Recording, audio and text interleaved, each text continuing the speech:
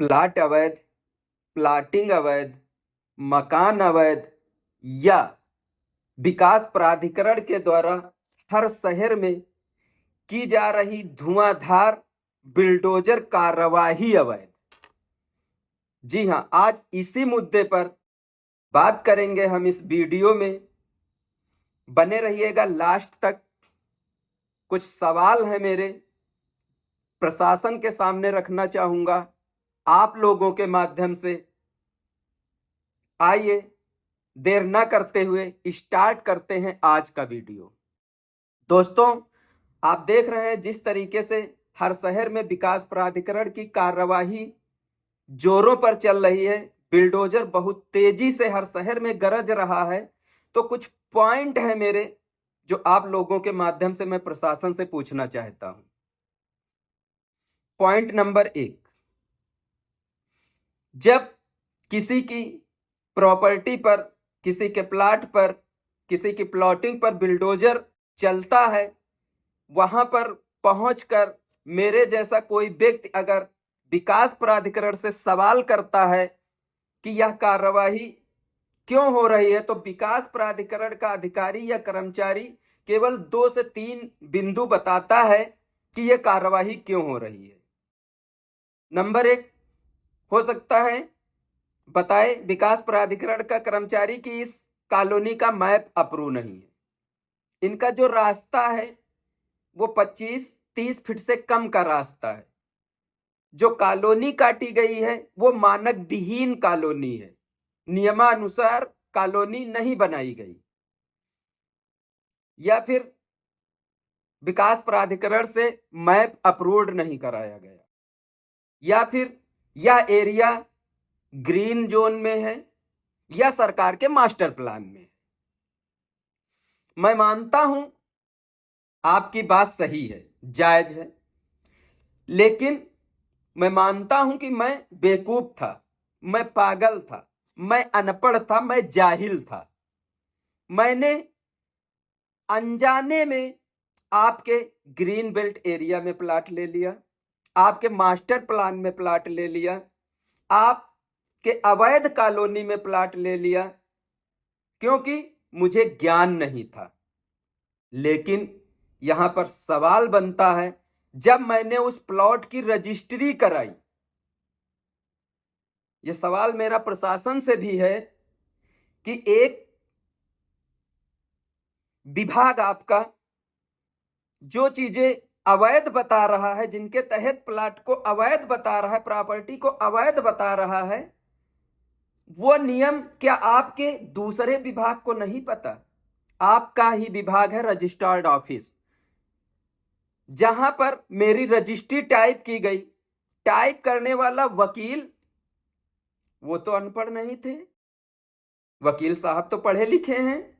उन्होंने मेरी रजिस्ट्री बेकायदा टाइप की, प्लाट नंबर डाला, उस पर रोड डाला, 10 फीट, 15 फीट, 20 फीट, चौहद्दी दर्शाई, उसके बाद रजिस्ट्री हुई। रजिस्ट्रार कार्यालय में बैठा वो गजेस्टेड ऑफिसर, क्या उसको भी ये चीज नहीं पता थी कि जो रजिस्ट्री हो रही है वो अवैध कॉलोनी में प्रॉपर्टी है? या जब रोड क में लिखा ही गया है हमारी रजिस्ट्री पर, तो वो अवैध है? या प्रॉपर्टी सरकार के मास्टर प्लान में है, या फिर यह प्रॉपर्टी सरकार के ग्रीन बेल्ट एरिया में है? क्या उस गजेस्टेड ऑफिसर को भी ये चीजें नहीं मालूम थी? चलो, मैंने गलतीवश, भूलवश, अनजाने में प्रॉपर्टी खरीद ली, गलत प्रॉपर्टी, लेकिन जितना गुनहगार मैं हूं, जितना नुकसान मेरा होना चाहिए, उतना ही नुकसान उस ऑफिसर का, रजिस्टर्ड ऑफिसर, रजिस्टर्ड ऑफिस में बैठे हर कर्मचारी का भी उतना ही नुकसान होना चाहिए जितना नुकसान मेरा हुआ है।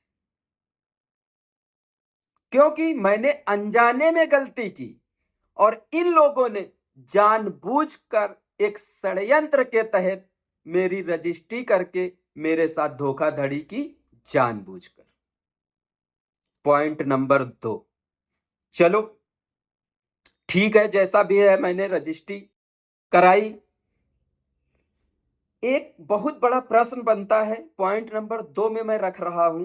जब मैंने किसी प्लाट की रजिस्ट्री कराई, प्लाट मेरा भूलेख में संक्रमणी यानी कृषि दर्ज है, लेकिन रजिस्ट्रार साहब के यहां जब उसकी रजिस्ट्री कराने गया तो उस रजिस्ट्री पर ऊपर ही लिख दिया गया आवासी, जबकि भूलेख में वो जमीन कृषि वाली दर्ज है, संक्रमणी दर्ज है। आवासी क्यों लिखा गया? जिससे कि मेरी प्रॉपर्टी का ज्यादा कमीशन राजस्व के रूप में वसूला जाए, स्टाम्प के रूप में वसूला जाए, मेरे प्रॉपर्टी की वैल्यू ज्यादा निकले, हमको राजस्व ज्यादा देना पड़े। जानबूझकर संक्रमणी वाली जमीन को आवासी लिख दिया गया, जबकि वो जमीन संक्रमणी है, आवासी है ही नहीं। ये लोग तो जानबूझकर गलती पे गलती कर रहे हैं। इन पर आपका बुलडोजर कब चलेगा, मेरा प्रशासन से सवाल है, मेरा इस सरकार से सवाल है। ये लोग तो जानबूझकर गलत कर रहे हैं, संक्रमणी जमीन को आवासी दिखाकर ज्यादा राजस्व वसूल रहे हैं, हम जैसे भोले भाले इंसानों से, अनपढ़ लोगों से, गंवार लोगों से। क्या इन पर कार्रवाई नहीं होनी चाहिए? और चलो रजिस्ट्री हो गई आवासी में, आपने हमसे राजस्व भी ज्यादा ले लिया, कोई बात नहीं।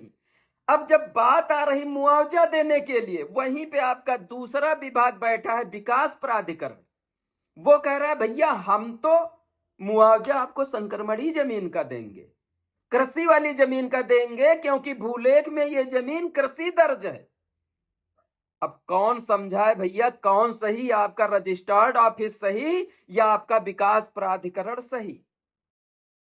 राजस्व ले रहे हो आवासी का, मुआवजा देने की बात कर रहे हो संक्रमणी जमीन का, कृषि वाली जमीन का। ये कहां क्या न्याय है? आपके ही दोनों विभाग हैं, रजिस्टर्ड ऑफिस भी आपका और विकास प्राधिकरण भी आपका। प्रार्थना है हाथ जोड़कर, समन्वय बिठाइए आपस में। जो चीजें विकास प्राधिकरण अवैध बताता है, आपका दूसरा विभाग उसी चीज को वैध कर रजिस्ट्री कर देता है, अपना कमीशन ले लेता है स्टाम्प के रूप में। अगर ये खेल यहीं पर बंद कर दिया जाए तो हम जैसा सीधा साधा इंसान, जिसको जानकारी नहीं है, जिसको पता नहीं है, जो अनपढ़ है, जो गंवार है, आपके इस बिछाए जाल में फंसेगा ही नहीं। जब हमारी रजिस्ट्री नहीं होगी तो हम प्रॉपर्टी लेंगे ही नहीं, वो चाहे ग्रीन बेल्ट में हो या मास्टर प्लान में हो या अवैध कॉलोनी में हो, क्योंकि पैसा सबको प्यारा होता है। सवाल नंबर 3, पॉइंट नंबर 3, जो कि विकास प्राधिकरण की कार्यवाही पर सवालिया निशान खड़े करता है। विकास प्राधिकरण क्या हमेशा जो कार्यवाही होती है वो किसी भी रियल एस्टेट कंपनी हो या कोई भी बिल्डर हो, उसके शुरुआत में क्यों नहीं होती? नहीं समझे?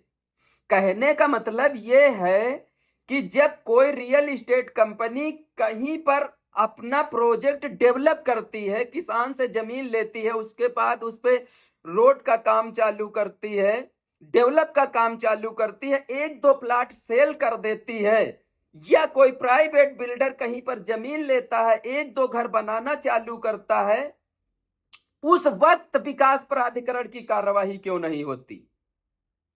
शुरू में कार्यवाही क्यों नहीं होती है? हमेशा विकास प्राधिकरण की कार्यवाही हर शहर में आप देख लीजिएगा, जब बिल्डर्स के द्वारा, प्राइवेट कंपनी के द्वारा अपने पूरे प्रोजेक्ट को, जो प्रोजेक्ट वो धरातल पे लाया था, 90 से 95%, चाहे वो प्राइवेट बिल्डर हो या प्राइवेट रियल एस्टेट कंपनी हो, जब उसके सारे प्लाट सेल हो जाते हैं, 90 से 95% प्लाट बिक जाते हैं, या 90 से 95% प्लाट घर बिल्डर्स के द्वारा बेच दिए जाते हैं, विकास प्राधिकरण की कार्यवाही हमेशा बाद में ही क्यों होती है? तब तक कहां सोया रहता है विकास प्राधिकरण? ये कुछ ऐसे पॉइंट थे दोस्त जो मजबूर कर देते हैं विकास प्राधिकरण की गलत कार्यवाही पर।